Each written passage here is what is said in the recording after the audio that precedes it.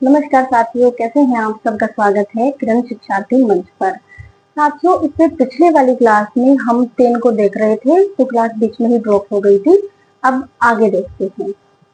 आपको पता है हम पढ़ रहे हैं हिंदी साहित्य का इतिहास, क्लास 3 है ये, और इतिहास में हम इतिहास की परिभाषाएं देख रहे हैं।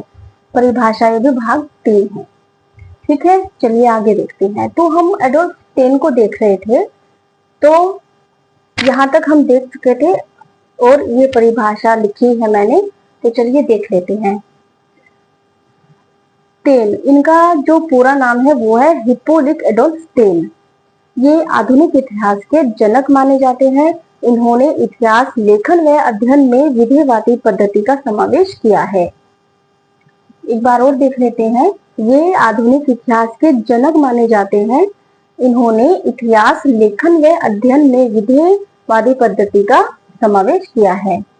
इनके द्वारा जो परिभाषा है वो ये है, किसी जाति विशेष की वातावरण विशेष प्रभावित एवं क्षण विशेष से निर्मित प्रवृत्तियों एवं घटनाओं का विश्लेषण इतिहास है।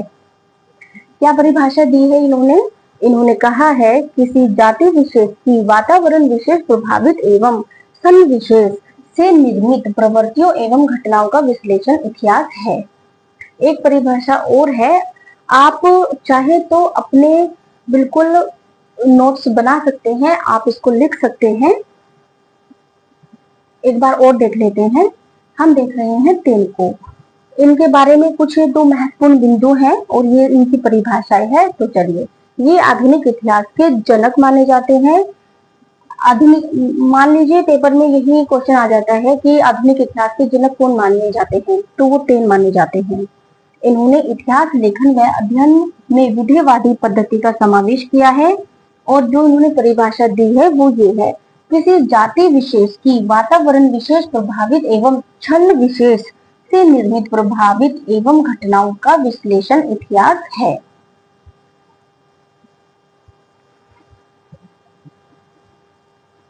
आप इसको लिख भी सकते हैं। और ये 7वीं परिभाषा थी हमारी। बाकी की 6 परिभाषाएं हम इसको पिछली क्लास में कर चुके हैं।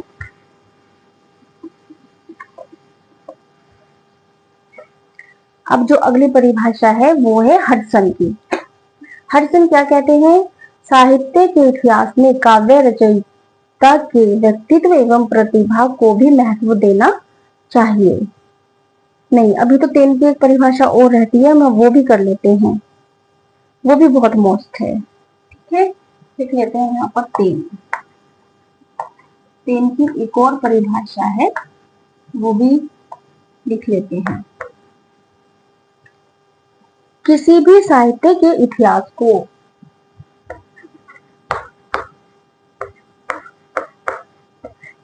किसी भी साहित्य के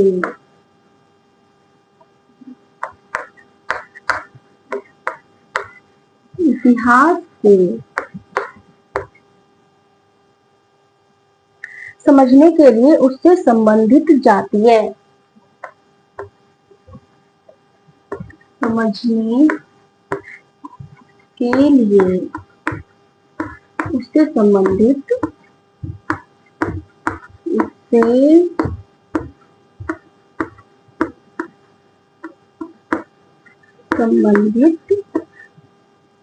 जातीय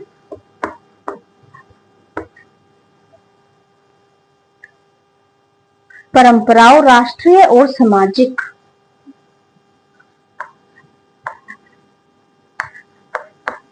परंपराओं,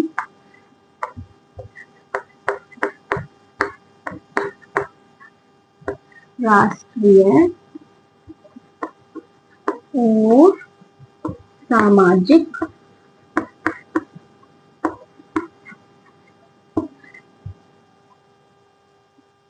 वातावरण एवं सामयिक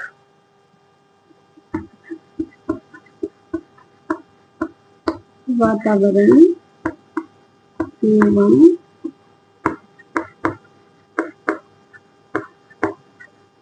सामयिक परिस्थितियों का अध्ययन आवश्यक है।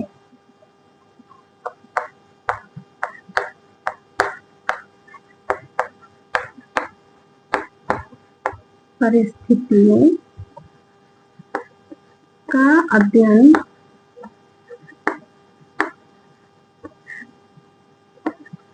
आवश्यक है।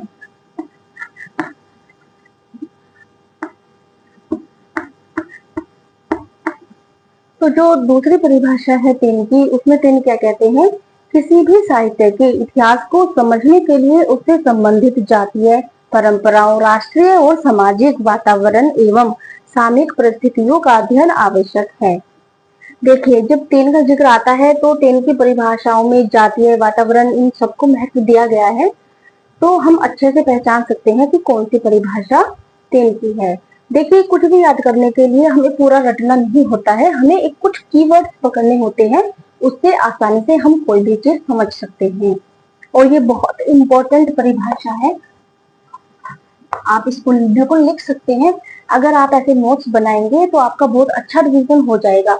देखिए, मैं तो अपना रिवीजन ही कर रही हूँ, लेकिन मैं सोच रही हूँ कि मेरे साथ में आप भी जुड़े और आप भी अपनी तैयारी को धीरे धीरे बिल्कुल लेकर चलें। देखिए, किसी भी चीज में निरंतरता बहुत आवश्यक होती है। अगर हम धीरे धीरे भी कोई चीज करेंगे ना, तो बहुत अच्छे से हमारा जो मैटर है वो तैयार हो जाएगा और हम अपना पेपर भी अच्छे से दे पाएंगे।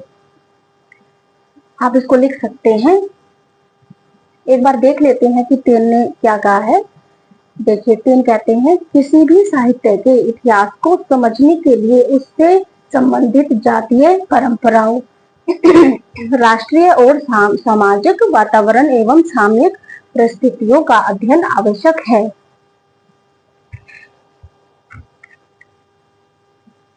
इसके बाद जो बारी आती है वो आती है हडसन की।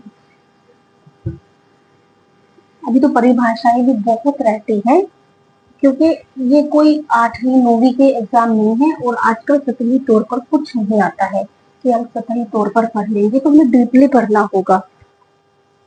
इसके बाद बारी आती है हडसन की। हडसन क्या कहते हैं, हडसन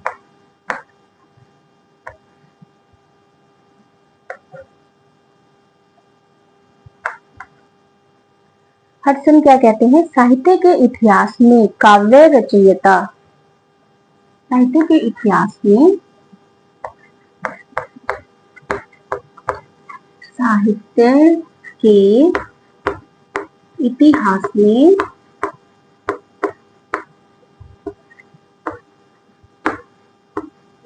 काव्य के रचयिता, काव्य के रचयिता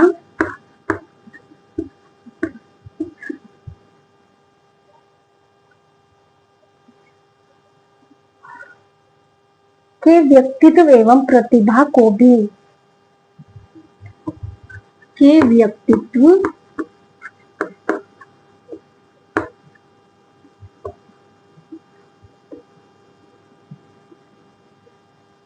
एवं प्रतिभा को भी, एवं प्रतिभा को भी, एवं प्रतिभा को भी महत्व देना चाहिए, महत्व देना चाहिए। हडसन क्या कहते हैं, हडसन कहते हैं साहित्य के इतिहास में काव्य के रचयिता के व्यक्तित्व एवं प्रतिभा को भी महत्व देना चाहिए। एक बार और देख लेते हैं। हडसन कहते हैं साहित्य के इतिहास में काव्य के रचयिता के व्यक्तित्व एवं प्रतिभा को भी महत्व देना चाहिए। हम जितनी बार रिवाइज करेंगे हमारी जो याद क्षमता है वो ज्यादा होगी और उतना लंबे समय तक हमें याद रहेगा। तो बार बार चीजों को रिवाइज करना चाहिए, वो तभी हमारे दिमाग में बैठती हैं। ठीक है, अब इससे आगे देखते हैं।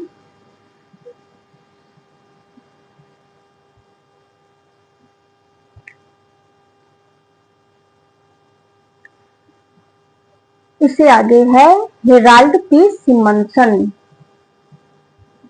कौन सी परिभाषा देखी थी हमने? 9वीं, 8वीं, और ये है 9वीं। थोड़ी ऊपर से ले लेते हैं, यहाँ पर आएगी नहीं।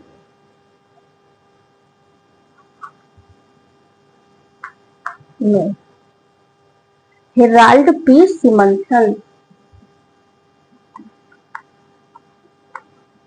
Herald P Simonson.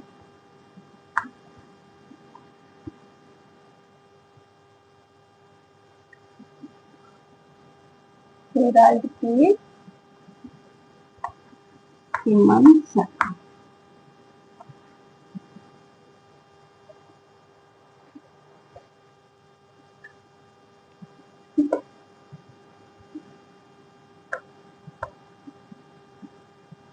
ऐसी है। हेराल्ड पी सिमनसन को देख रहे हैं। हेराल्ड पी सिमनसन क्या कहते हैं? साहित्य का इतिहास यह पता लगाने की चेष्टा करता है। मोस्ट है ये भी, इनको मोस्ट लगा लीजिएगा। हेराल्ड कहते हैं साहित्य का इतिहासकार यह पता लगाने की, वैसे तो दो परिभाषाएं हैं इनकी, लेकिन ये जो मोस्ट वाली है ये मैं आपको करा रही हूँ। साहित्य का इतिहासकार यह पता लगाने की चेष्टा करता है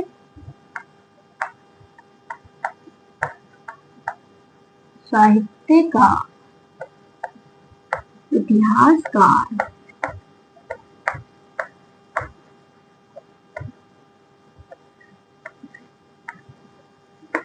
यह पता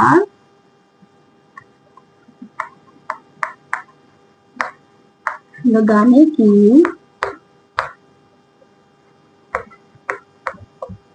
चेष्टा करता है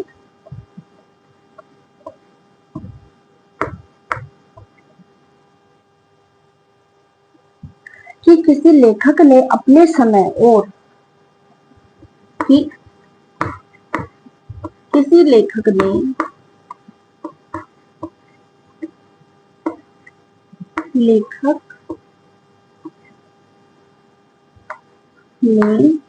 अपने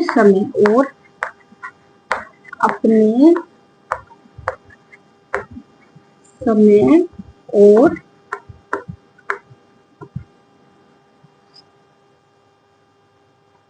अतीत से क्या प्राप्त किया? अपने समय और अतीत से क्या प्राप्त किया?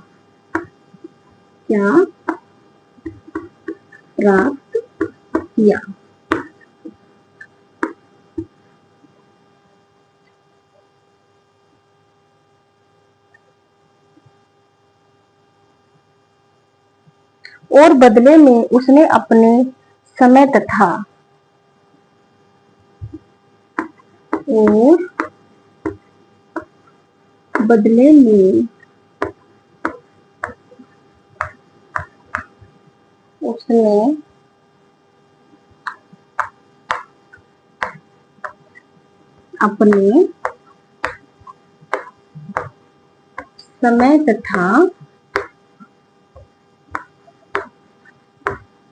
परवर्ती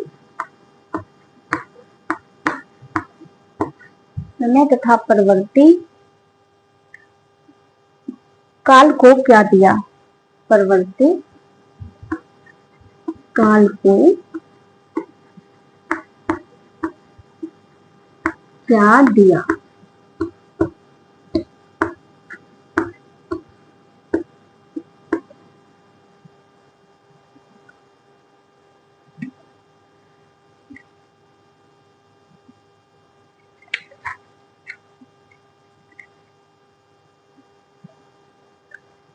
हेराल्ड पी सिमनसन क्या कहते हैं साहित्य के इतिहास के बारे में? तो हेराल्ड पी सिमनसन कहते हैं साहित्य का इतिहास यह पता लगाने की चेष्टा करता है कि किसी लेखक ने अपने समय और अतीत से क्या प्राप्त किया और बदले में उसने अपने समय और परवर्ती काल को क्या दिया। एक बार और देख लेते हैं। हेराल्ड पी सिमनसन कहते हैं, साहित्य का इतिहासकार यह पता लगाने की चेष्टा करता है कि किसी लेखक ने अपने समय और अतीत से क्या प्राप्त किया और बदले में उसने अपने समय तथा परवर्ती काल को क्या दिया।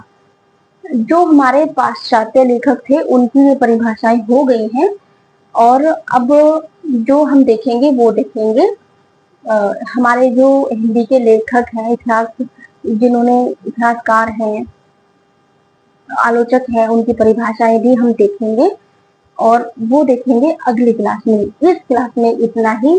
धन्यवाद।